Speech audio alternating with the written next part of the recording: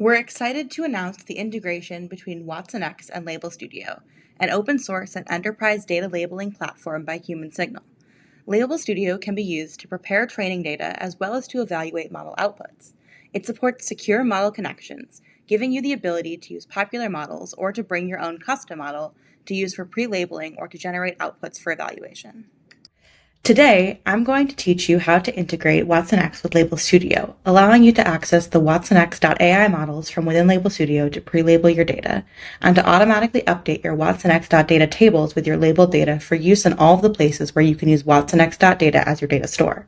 To begin, we'll need to clone the Label Studio ML backend repository from GitHub. To do this, navigate to the GitHub website and click on this green code button in the repository. From there, you can copy this URL to your clipboard and git clone the way you usually do to bring the repository to your local machine. I've already done that, so let's explore what happens once you've finished that step. When you open up the Label Studio ML backend code in your favorite explorer, you'll want to navigate into the folder structure, into the Label Studio ML file, into examples, and then finally into the WatsonX LLM example. From there, you'll want to open up your Docker Compose.yaml file. As you can see, there are many blanks in this file that you'll need to fill in order to use the code properly.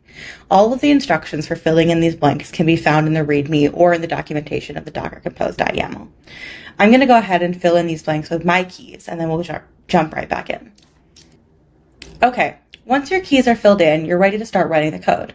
First, you'll want to open up a new terminal window and navigate to the WatsonX LLM folder that we were just in. From here, you'll run Docker Compose build to build out your system.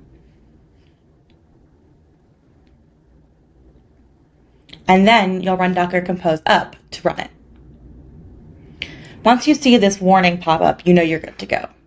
We're also going to use ngrok to help us connect to this Docker server. Run the ngrok command and notice the forwarding address. We'll use that in a second.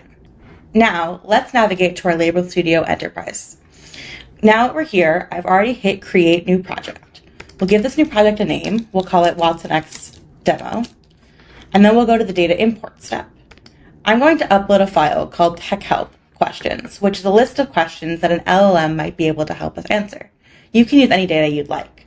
We're going to check lists of tasks, as every row in this CSV is a different task, and then we'll move on to the labeling setup.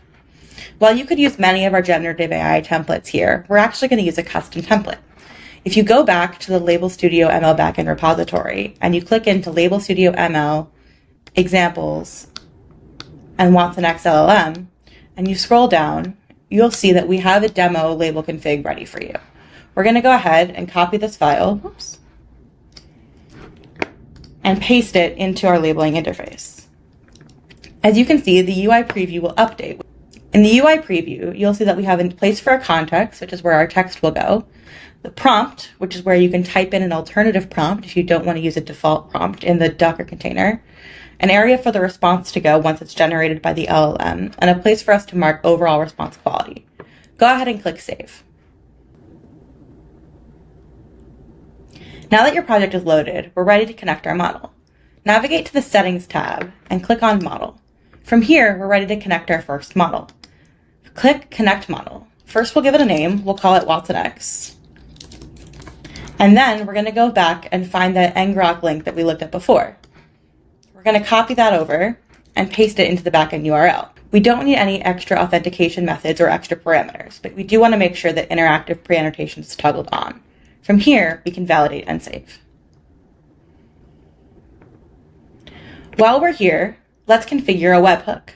Go into webhooks, click Add Webhook, give it the same URL as you used before, and then give it the extension /data/upload. This is how we'll access the webhook functionality. And instead of sending for all actions, let's toggle that off, we'll give it annotation created and annotation updated. These are the ones that we're going to look for. Let's click Add Webhook. Here, let's take a look at our data manager in WatsonX.data. As you can see, we have a catalog called Iceberg Data and a schema called New Table that I created by clicking on the Create Schema option. But we have no tables under here. That's going to be important in a minute. Let's go back to our Label Studio Enterprise and begin labeling. When we click into a task to label, as you can see, the LLM will automatically generate an answer to our question. We gave it the default prompt, answer the following question. And you can see that the response has been generated. Note that we truncate this response to 50 tokens, but you can change that in the config settings. Let's give it an overall response quality of a 4 and click Submit. Now that we've submitted our response, on the back end, our system is going ahead and creating a new table in our WatsonX.data platform. We'll give it a minute and then we'll go check on it. If we go to SQL, we can now run a command to see what's in this table. Let's go ahead and test it now. I've updated the table and we're going to run on light. As you can see, the data that we just selected has now been populated into this table. Now you're ready to use this data wherever you can use WatsonX as your data store. And that's it. We hope this tutorial has been helpful. Want to learn more about Label Studio or Label Studio Enterprise? The Human Signal team can help set up your enterprise environment and workflow or answer any questions you might have. Get in touch at humansignal.com.